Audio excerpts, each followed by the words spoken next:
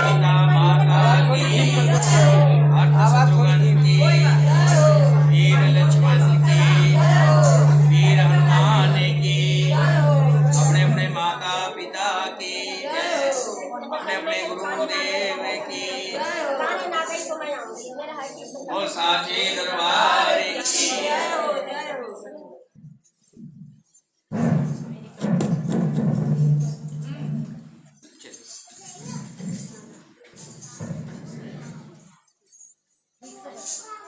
भगवान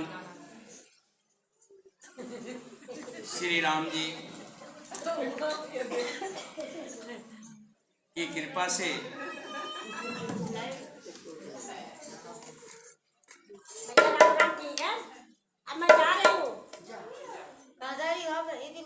आप कहाँ रहते हैं? हम वही तो रहते हैं जहाँ आप गए थे, रेणु जो नहीं है, रेणु से आगे हैं जी ब्लॉक में। आपके लड़के तो जाते हैं मोटरसाइकिल लेके।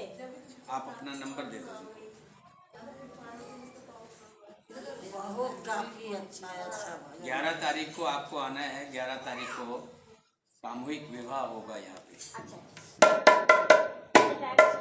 सुबह 10 बजे। सुबह 10 बजे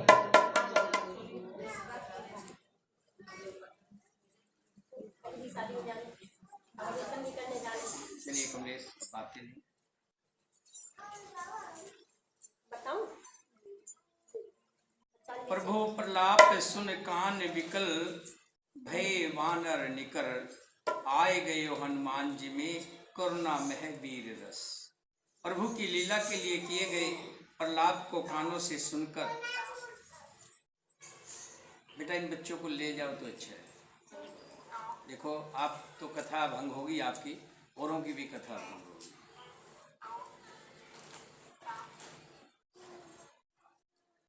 प्रलाप को कानों से सुनकर वानरों के समूह,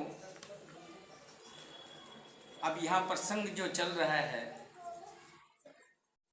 श्री लक्ष्मण जी को मूर्छा लगी है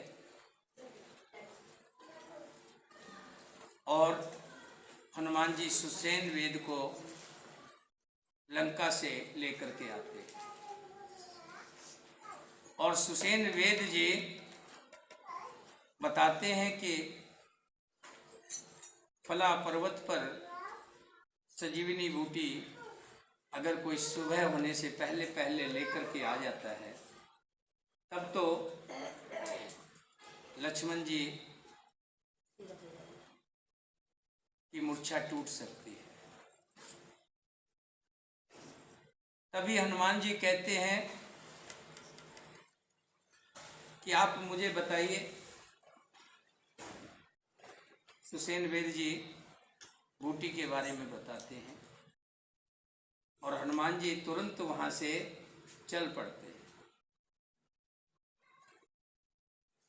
पर्वत पर पहुंचते हैं। पर्वत से पहुंचने से पहले रावण को पता लग जाता है कि ऐसे ऐसे हनुमान जी बूटी लेने जा रहे हैं। हनुमान जी को रोकने के लिए काल नेमी राक्षस जो था उसको भेजते हैं। काल नेमी राक्षस माया रूपी एक सुंदर बगीचा बनाता है, जहाँ एक सुंदर कुआं भी है, तालाब भी है और फलों के वृक्ष भी हैं। हनुमान जी जब उधर से गुजरते हैं तो रास्ते में सुंदर बगीचा देखकर मन में इच्छा होती है कि कुछ जल पी लिया जाए, क्योंकि सुंदर बगीचा है और संत का वास है। तो हनुमान जी नीचे आते हैं, प्रणाम करके जो कालनेमी राक्षस था, मुनि बन करके बैठा हुआ था, उसको प्रणाम करते हैं और मुनि कमंडल से पानी पिलाते हैं। तो हनुमान जी कहते हैं इतने पानी से मेरा कुछ नहीं होगा। सब कहते हैं सामने तालाब है, आप उस तालाब में चले जाएं। जिस तालाब के अंदर सारे मगर ही मगर थे, माया का तालाब बनाया हुआ था। हनुमान जी जैसे ही तालाब में उतरने लगते हैं, तभी एक मगर जो जाति से स्त्रीलिंग थी, जिसको मगरछी कह सकते, कह सकते हैं। हनुमान जी का पैर पकड़ लेते हैं। हनुमान जी अपने गधा से उसको वहीं पे मार देते हैं। मरने से पहले मगरछी कहती है कि मैं पिछले जन्म में संत थी, श्राप के कारण मैं मगरछी बनी, अब मेरा आपने उद्धार कर दिया। लेकिन ये जो संत बना हुआ मुनि बना बैठा है, ये कोई मुनि नहीं है, ये रावण का भेजा हुआ है। जब हनुमान जी को मालूम हुआ तो हनुमान जी सीधे आते हैं और मुनि कहता है बैठो, मैं तुम्हें गुरु दीक्षा देता हूँ। हनुमान जी कहते हैं गुरु दीक्षा पहले मैं तुम्हें दूंगा, बाद में तुम मुझे गुरु दीक्षा दे। हनुमान जी 5-7 गधा उसके सिर में लगाते हैं और काल नेमी वहीं मर जाते हैं। हनुमान जी जाते हैं पर्वत पर, वहाँ जाकर के अब ये नहीं समझ में आता कि बूटी कौन सी दिशा में है और कैसी है, उसकी पहचान नहीं है कोई भी। जैसे हम लोगों को भेड़ें जो है सब बराबर लगती हैं, लेकिन जिसकी भेड़ होती है वो जानता है कि किसकी भेड़ कौन सी है। हनुमान जी के लिए तो सारा पर्वत और सारी बूटियां एक समान। हनुमान जी इस धर्म संकट में आ गए कि मैं कौन सी बूटी लूं, ऐसा ना हो कि मैं दूसरी ले जाऊं और फिर पता लगे तब तक काम खराब हो जाए। तो हनुमान जी क्या करते हैं कि पूरे का पूरा पहाड़ उठा लेते हैं और पहाड़ उठा करके पहुंचते हैं कहाँ, अयोध्या के नगरी के ऊपर से। अयोध्या में भरत जी अयोध्या नगरी की चौकीदारी करते हैं ताकि उसकी नगरी में किसी तरह का कोई संकट ना आए, कोई राक्षस या कोई किसी तरह की भी कोई ऐसा पशु पक्षी नगरी में ना आ जाए जिससे अयोध्या नगरी वालों को कष्ट हो। धनुष लेकर के पहरा दे रहे हैं, तभी उनकी नजर जाती है भयंकर स्वरूप हनुमान जी पर, और वहीं से एक सरकंडा बाण फेंकते हैं जो हनुमान जी को लगता है और हनुमान जी पर्वत समेत जमीन पर गिर जाते हैं। और जब गिरने लगते हैं तो मुख से श्री राम श्री राम श्री राम श्री राम का उद्घोष होता है, आवाज निकलती है, जिसे सुनकर के भरत जी बड़े व्याकुल होते हैं और पास में आकर के देखते हैं, अरे ये तो कोई राम भगत है, मुझसे बड़ा पाप हो गया। मन में संताप करते हैं कि एक पाप से तो अभी मैं उद्धार नहीं हुआ था और एक और पाप मेरे सिर चढ़ गया। प्रभु से कहते हैं प्रभु अगर मैंने आपकी तनिक भी भक्ति की हो तो उसका फल इस कपि को लग जाए और ये ठीक हो जाए। इतना सुनते ही हनुमान जी की ठीक हो जाते हैं और बैठ जाते हैं और सब वृत्तांत बताते हैं। हनुमान जी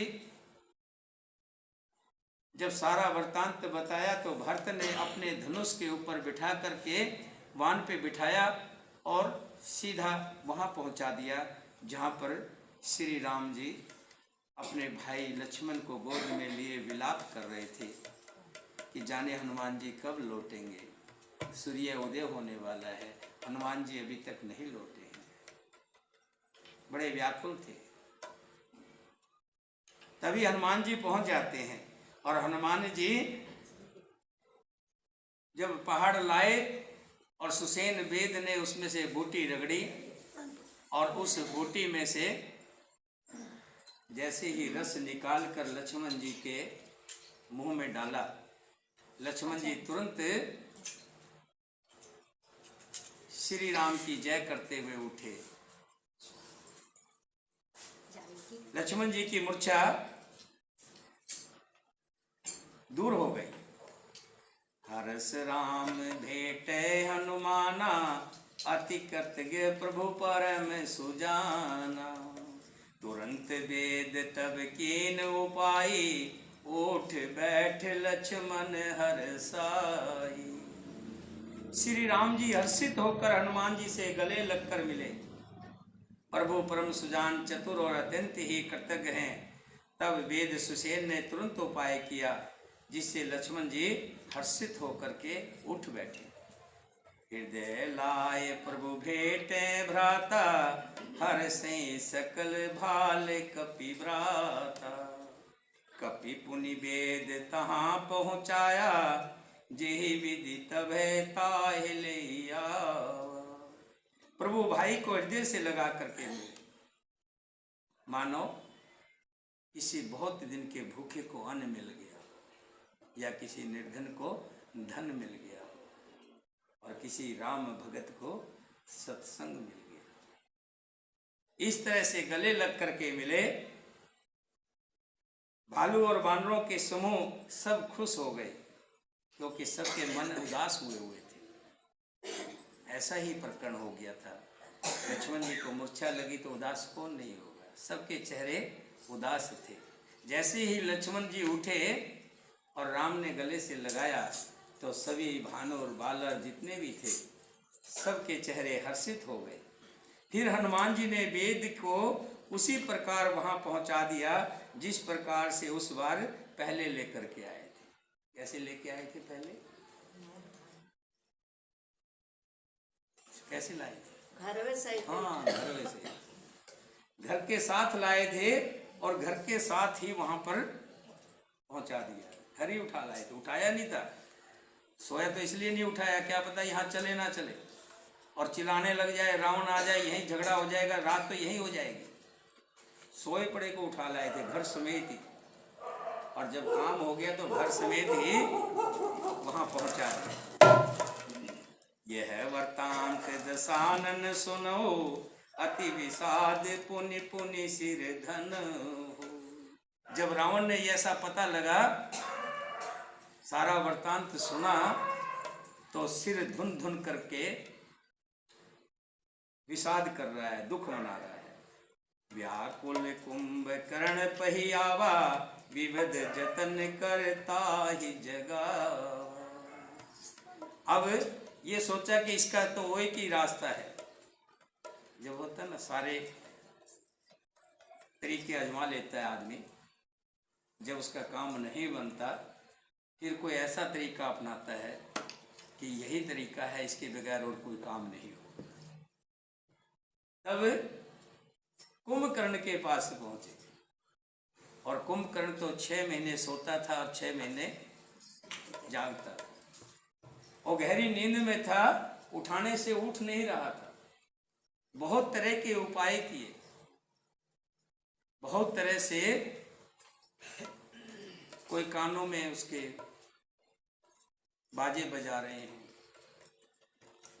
हाथी बुला लिए गए, हाथी उठा उठा के पटक रहे हैं, लेकिन कुंभकर्ण की नींद नहीं टूट रही है। बहुत प्रकार से विविध जतन करता ही जगावा, बहुत से उपाय करके उसने उसको जगा ही लिया। जागा निश्चर देखूं कैसे, मानो काल दे अधर वेसा। कुंभकर्ण बूझा को भाई, काहे तब मुख रहे सुखाई। कुंभकर्ण जगा, तुलसीदास जी बता रहे हैं यहाँ पे, देखिए, और उठ बैठा। वो कैसा दिखाई देता है, मानो काल ही कोई रूप बन करके बैठा हो, बड़ा भयंकर, मोटा तगड़ा, पहाड़ जैसा। जो उसको देख ले तो एक बार तो उसके प्राण हलक में आ गए। कुंभकर्ण ने पूछा, रे भाई, तुमने मुझे ऐसे समय क्यों जगा दिया? मैं तो सोया हुआ था, ये मेरा सोने का समय था, और तूने मुझे किस लिए जगाया है? कहो तो तुम्हारे मुख क्यों सूख रहे हैं, और तुम्हारे सिर पे, माथे पे जो तेज होना चाहिए, वो तेज भी नहीं है। कथा कही सब ते ही अभिमानी, जेहि प्रकार सीता हरियाणी। तात कपिन सब निश्चर मारे, महा महाजोधा संगारे। उस अभिमानी रावण ने उससे जिस प्रकार से वो सीता को हर लाया था, तब से लेकर अब तक की सारी कथा विस्तार से कही। और फिर कहा, हे तात, वानरों ने सब राक्षसों को मार डाला है, बड़े बड़े योद्धा का श्रृंगार कर दिया है, सबको मार डाला। दुर्मुख सुर रूप मनुज आहारी, भट्ट अति काये अकपण भारी। अपर महोदर आदिक वीरा, परे समर मही सब रण धीरा। रावण कहने लगा, दुमुख, देव शत्रु, देवांतक, मनुष्य भक्षक जो मनुष्यों को खा जाते हैं, भारी योद्धा, अतिकाय और अकर्णपन जिनके अलग अलग नाम हैं, महोदर आदि दूसरे सभी रणधीर रणभूमि में मर गए। सुन दस कंदर बचन तब, कुंभकर्ण विलखान, जगदम्बा हरियाण अब, सठ चाहत कल्याण।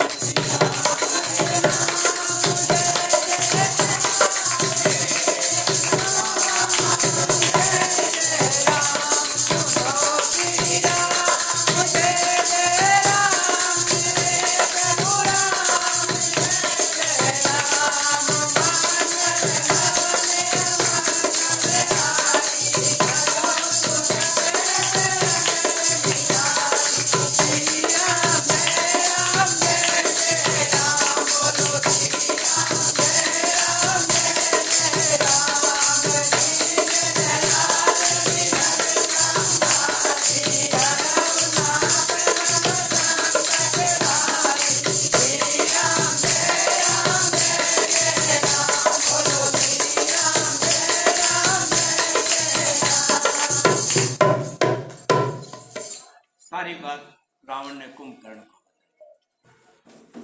कुंभकर्ण कहने लगा, सुन दस्कंदर बचन तब, कुंभकर्ण विलखान, जगदम्बा हरियाण अब, सठ चाहत कल्याण।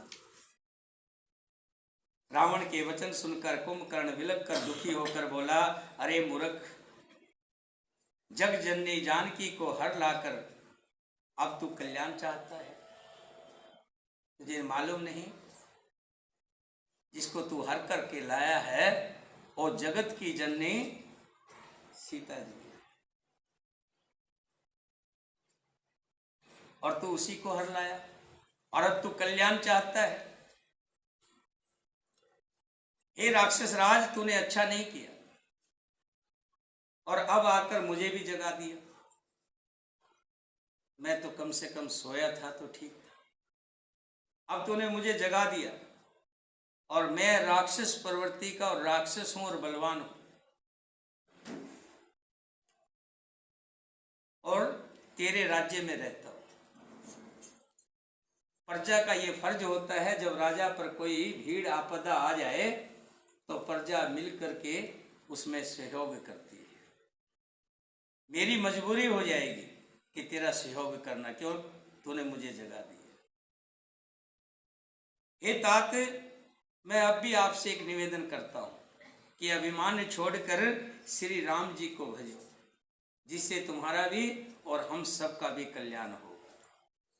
हे दस शीस मनुज रघुनायक, जाके हनुमान से पायक। है बंधो ते कीन खोटाई, प्रथम मोहन सुनाए आई। हे रावण, जिनके हनुमान श्री के सेवक हैं, तुम्हें वैसी समय अंदाजा लगा लेना चाहिए था जब उनका हनुमान आया था और तेरी लंका को जला गया था। उसी समय तुझे समझ आ जानी चाहिए थी कि वे रघुनाथ क्या मनुष्य हो सकते हैं जिनके हनुमान जैसे सेवक हों। हाय भाई, तूने बुरा किया जो पहले ही आकर मुझे ये हाल नहीं सुनाया। तू मुझे पहले बता देता तो मैं पहले ही तुम्हें अवगत करा देता, समझा देता, क्योंकि इतने राक्षस जो मरे वो ना मरते। न हो प्रभु विरोध ते ही देवक, शिव विरंच सुर जाके सेवक। नारद मुनि मोह ज्ञान जो कहा, कहतो तो ये समय निर्वय। हे स्वामी, हे रावण, हे दशकंधर, तुमने उस परम देवता का विरोध किया जिसके शिव ब्रह्मा आदि देवता सेवक हैं। शिव जी जिनकी सेवा करते हैं, ब्रह्मा जी जिनकी सेवा करते हैं, पूजते हैं, और तुमने उससे बैर कर लिया। कुंभकर्ण जी कहने लगे, कुंभकर्ण जी इसलिए कह रहा हूं, जी इसलिए लगाया जाता है, जब कोई व्यक्ति अच्छी बातें करता हो तो श्रीमान हो जाता है, चाहे कोई भी हो। लेकिन जब दुष्ट कर्म करने लगता है तब उसके साथ जी नहीं लगता। देखा होगा, हम कभी रावण को जी नहीं कहते, कुंभकर्ण को जी नहीं कहते, मेघनाथ को जी नहीं लगाते ना, क्योंकि उनके जो कर्म थे वो दुष्ट थे, राक्षस प्रवृत्ति थी। लेकिन यहाँ जी मैंने इसलिए लगाया है क्योंकि अब वो बातें जो कह रहे हैं ना, वो ज्ञान की बातें कह रहे हैं। भले थोड़ी देर बाद उसका ज्ञान बदल जाए। हे स्वामी, हे दशकंधर, हे रावण, तुमने उस परम देवता का विरोध किया है जिसके शिव ब्रह्मा आदि देवता तो सेवक है। नारद मुनि ने मुझे जो ज्ञान कहा था वो मैं तुझसे कहता हूँ, पर अब तो समय जाता रहा, उस ज्ञान कहने का फायदा भी नहीं है कि नारद मुनि ने मुझे पहले ही बता दिया था। अब भर अंक भेंट मोय भाई, लोचन सुफल करो मैं जाई, श्याम गात सरस रो लोचन, देखो जाय ताप त्रिय मोचन। हे भाई, अब तो अंतिम बार अंक बार भरकर मुझसे मिल ले, मैं जाकर अपने नेत्र सफल करूं, तीनों तापों को छुड़ाने वाले श्याम शरीर कमल नेत्र श्री राम जी के जाकर दर्शन करूंगा। अब तो मेरा अंतिम बार है, तू जो दर्शन करने हो कर लो। राम रूप गुण सुमरत मगन भयो छन एक, रावण मांगो कोटि घट मद और महेश अनेक।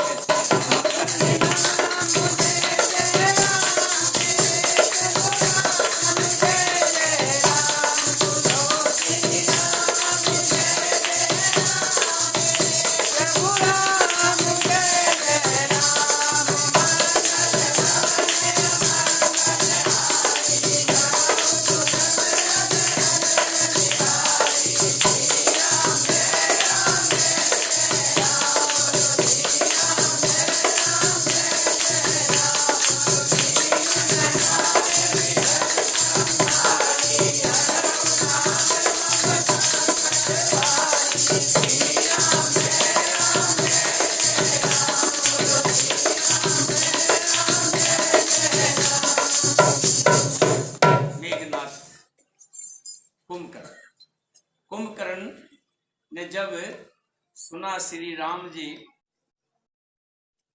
के साथ बैर ले लिया और श्री राम जी के स्वरूप को याद करके, क्योंकि नारद जी ने बताया था कि श्याम शरीर होगा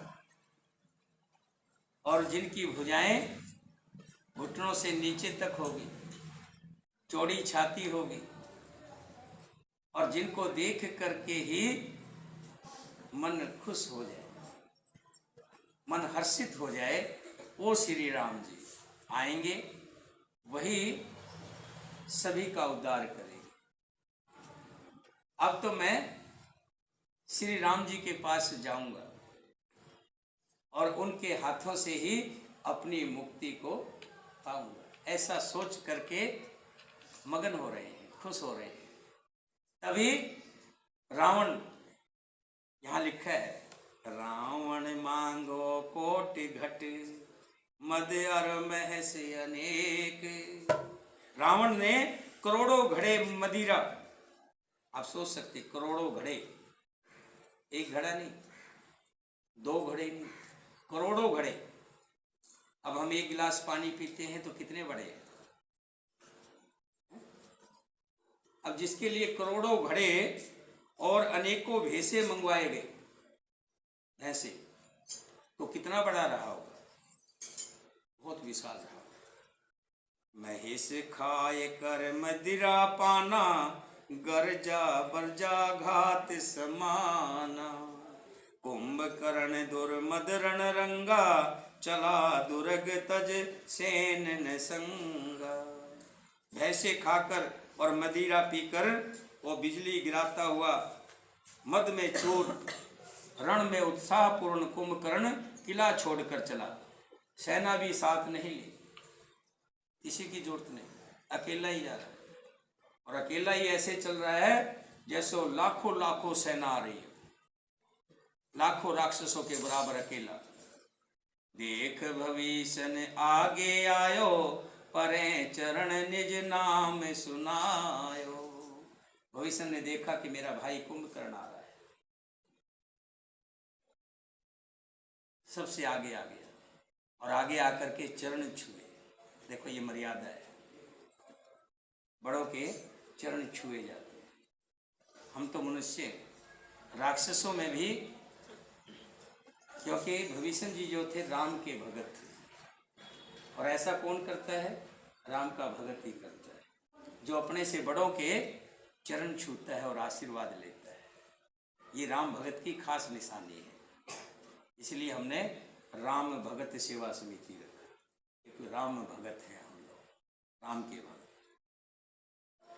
उसे देखकर भविष्य आगे आए, उनके चरणों में गिरकर अपना नाम सुनाया, कहा कि मैं भविष्य। छोटे भाई को उठाकर उसने भी हृदय से लगा लिया और श्री रघुनाथ जी का भगत जानकर वे उसके मन को प्रिय लगे।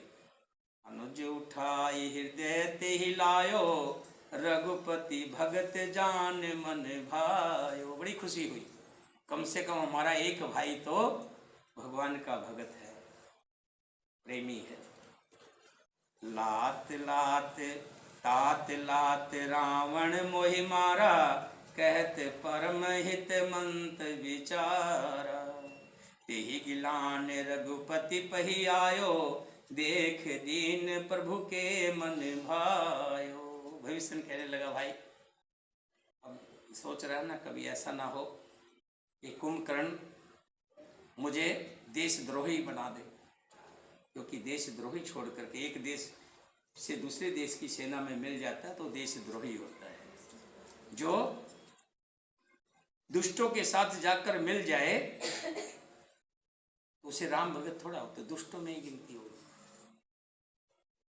मुझे ध्यान है कि नहर पर मैं रहता था, सन 92 की बात है। वहाँ मुसलमानों के घर बहुत थे, मस्जिद थी ना वहाँ पे। तो कई बार तो जब मैं निकलता था तो मुझे भी कई कहते थे अस्सलाम वालेकुम, हम भी कहते वालेकुम सलाम।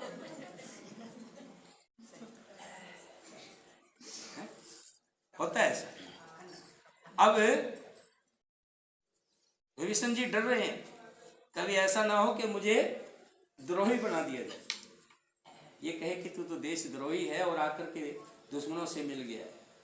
तो तब कह रहे हैं विभीषण जी, लातात लात रावण मोहि मारा, कहते परम हित मंत्र विचारा। हे तात, परम हित सलाह एवं विचार कर कहने पर मैंने अच्छी सलाह दी थी रावण को, लेकिन उसने मेरी कहना ना मानकर उल्टा रावण ने मुझे लात मारी, और उसी गिलाने के मारे मैं अपनी बेइज्जती समझ करके रघुनाथ जी के पास चला आया। दीनहीन देखकर प्रभु के मन को मैं बहुत प्रिय लगा कि मैंने जब आकर के अपनी दशा बताई, और दीनहीन तो प्रभु को वैसे ही अच्छे लगते हैं। दीनहीन सुख में दुख में समरण सब करे, सुख में करे न कोई, जो रामा सुख में करे दुख काहे। भगवान की ये वाण है, जो आकर के नम्रता से दीनहीन होकर के दंडवत होकर के भगवान को प्रेम से प्रणाम करता है और पुष्प चढ़ाता है, श्रद्धा के सुमन चढ़ाता है, वो भगवान को बड़ा अतिशय प्यारा है। और जो घमंड से आकर के कहे कि मैं 40 मन का 1.25 मन का सोने का छत्र लेकर के आया हूँ, तो माता भी उसको दुत्कार देती है। भगवान तो बात की बात है, भगवान को तो दीनहीन, भविष्य जी वही कह रहे, मैं जब दीनहीन जान करके राम जी के पास गया तो उन्होंने मुझे दीनहीन जानकर अपने गले से लगा लिया। सुन सुत भयो काल वस रावण, सो की मान अब परम सिखावन। धन्य धन्य ते धन्य विभीषण, भयो तात निश्चर कुलभूषण। कुंभकर्ण ने कहा, हे भाई सुन, रावण तो काल के वश हो गया है, उसके सिर पर मृत्यु नाच रही है, वो क्या अब उत्तम शिक्षा मान सकता है? हे विभीषण तू धन्य है, धन्य है, धन्य है। हे तात तू राक्षस कुल का भूषण हो गया है, श्री राम जी का सेवक हो गया। बंधु वंश ते कीन उजागर, भजो राम शोभा सुख सागर। हे भाई तूने अपने कुल को दीदीप्यान कर दिया, जो शोभा और सुख के समुंदर श्री राम जी का भगत बन गया। बचन कर्म मन कपट तज, भजो राम रणधीर। जाहुन निज पर सुज मोही, भयो काल वश वीर।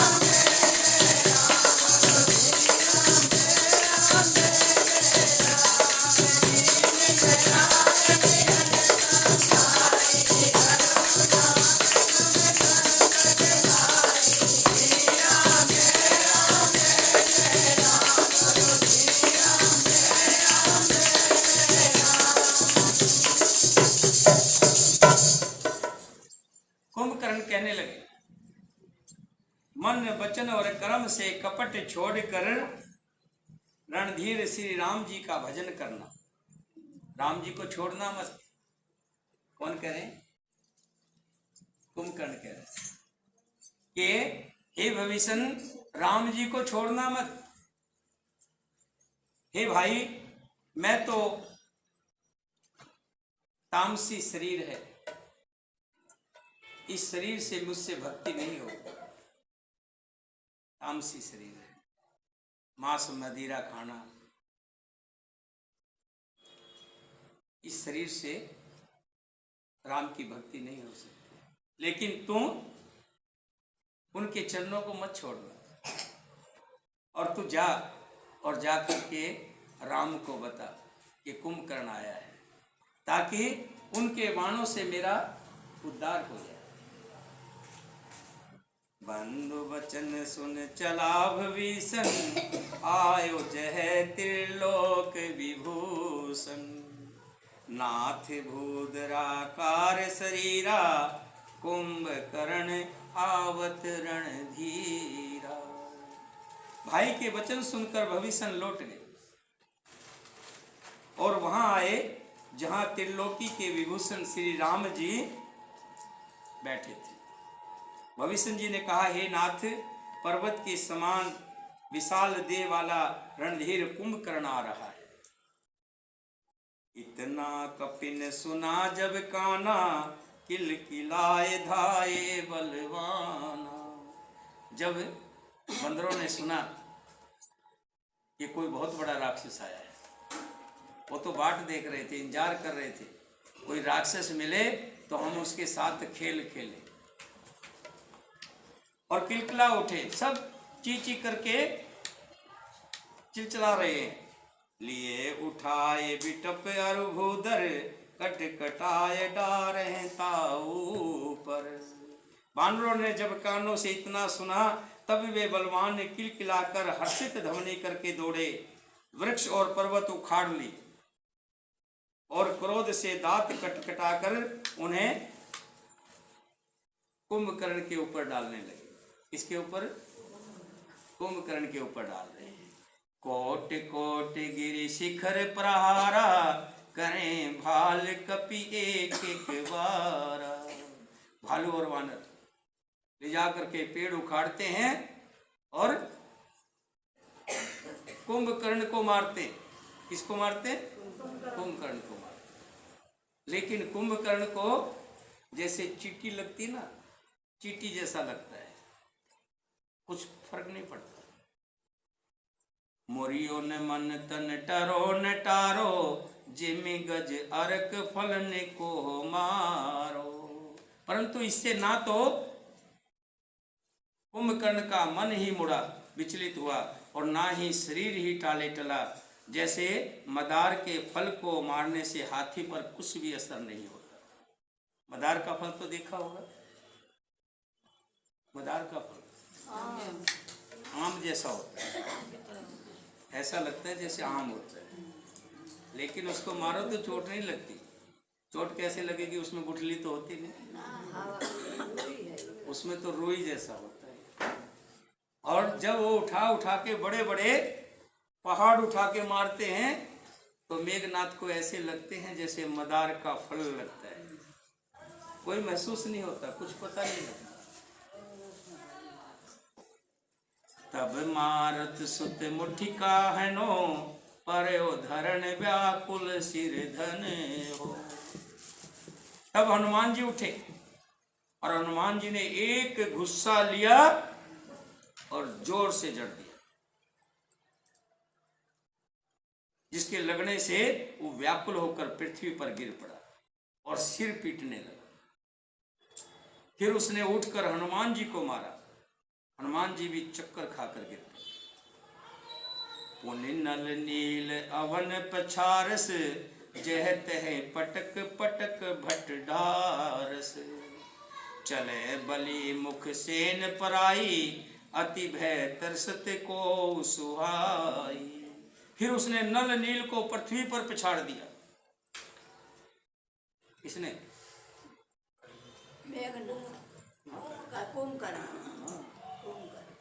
क्यों? गंगा देवी नाम है ना, गंगा में स्नान कर लिया। गंगा में स्नान करने के बाद तो ध्यान यहाँ हो जाता है, नाम भी गंगा देवी और गंगा में स्नान भी हो गया, तो ध्यान यहाँ होगा तो आपको पता रहेगा। इसलिए मैं बार बार बीच में पूछता रहता हूँ। तब उसने नल और नील को भी पृथ्वी पर पछाड़ दिया और दूसरे योद्धाओं को भी जहां तहां पटक पटक कर डाल दिया। वानर सेना भाग चली, सब अत्यंत भयभीत हो गए। कोई सामने नहीं आता, कौन आएगा? मौत अकेला ही, कुंभकर्ण मौत। अंगदाद कपि मूर्छित कर, समेत सुग्रीव। अंगदादि को भी मूर्छित कर दिया और सुग्रीव को भी मूर्छित कर दिया। अंगदाद कपि मूर्छित कर, समेत सुग्रीव। काख दाब कपिराज कहो, चला अमित बल से।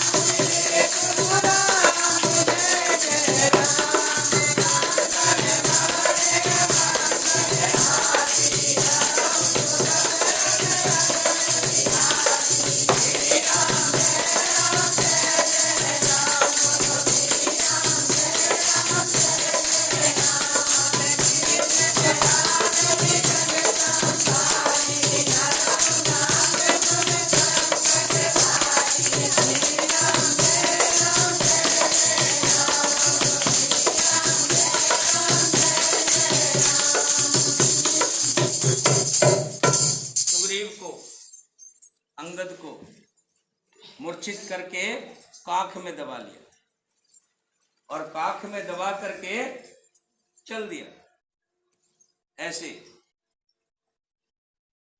चल दिया। सुग्रीव समेत अंगद आदि वानरों को मूर्छित करके फिर वो अपरिमित बल की सीमा कुंभकर्ण वानर राज सुग्रीव को काख में दबाकर चले। उमा करत रघुपति नर नीला, खेलत गरुड़ में अहि गन मीला।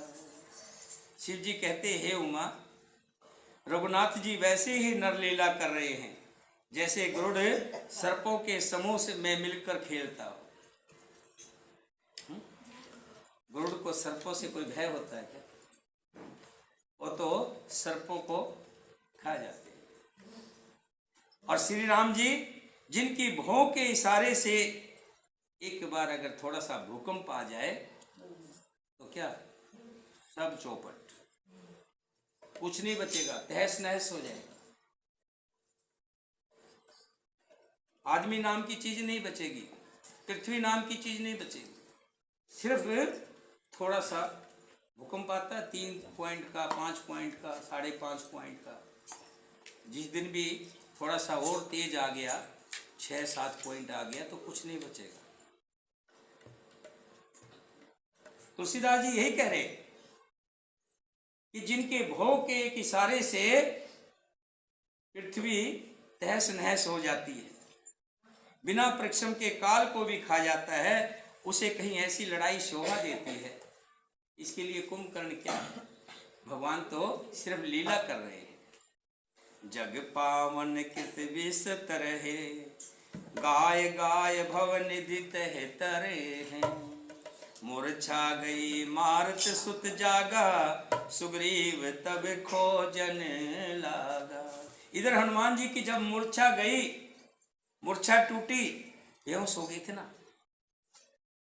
कुंभकर्ण ने जब लड़ रहे थे तो पहले हनुमान जी ने कुंभकर्ण को मुक्का मारा था। उसके मुक्का लगने से कुंभकर्ण एक बार मूर्छित हो गया। फिर कुंभकर्ण ने जैसे हनुमान जी को मारा तो हनुमान जी भी मूर्छित हो गए।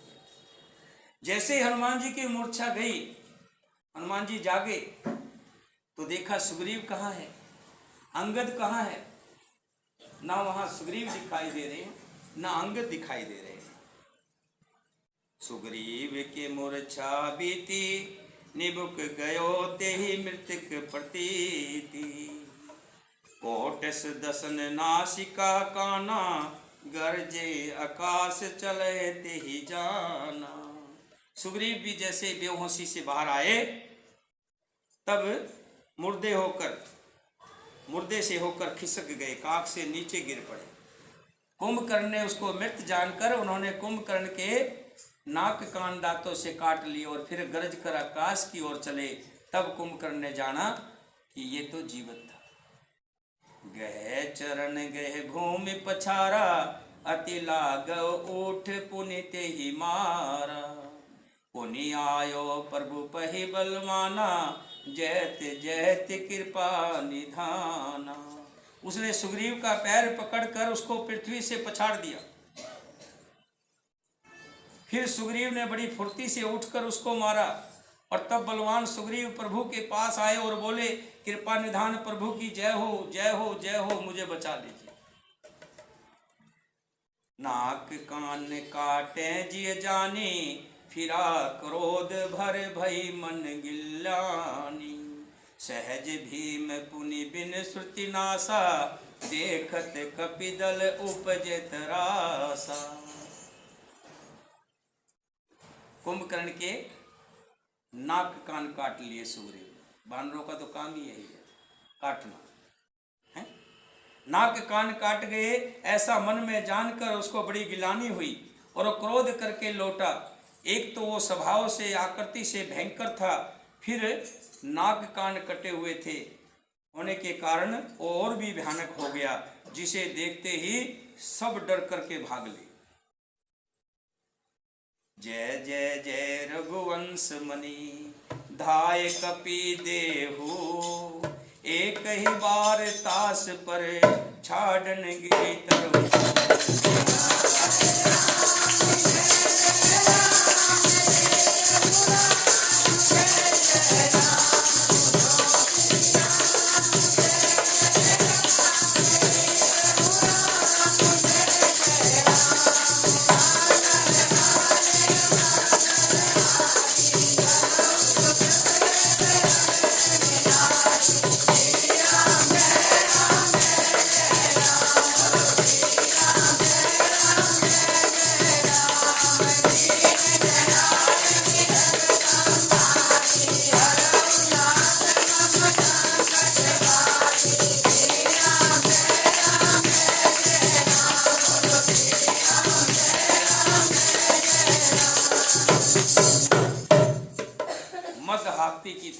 मस्त चलता हुआ, पैरों के नीचे आलू वानरों को दबाता हुआ, रगड़ता हुआ वो चल रहा है कुंभकर्ण। श्री राम जी ने कहा लक्ष्मण तुम बाकी संभालो, मैं इसको देखता हूं। श्री राम जी ने एक ही बाण से लाखों बाण निकाले, एक ही बाण से। हरि की लीला अपरंपार है, उनकी कृपा होती है तो कहते हैं जब प्रभु की कृपा हो तो जो बिल्कुल कमजोर से कमजोर होता है वो भी बड़े बड़े काम कर देता है, पहलवान हो जाता है। एक ही बाण से हजारों बाण निकले, लाखों बाण निकले और कुंभकर्ण के अलग अलग हिस्सों में लगे। एक पैर के बताते हैं कि 1000 टुकड़े हुए और एक बाजू के अनगिनत टुकड़े हुए और चारों तरफ टुकड़े ही टुकड़े फैले हुए, कोई उनको गिन नहीं सकता। ऐसे भगवान श्री राम जी ने कुंभकर्ण का वध किया। बोलिए सियापति रामचंद्र भगवान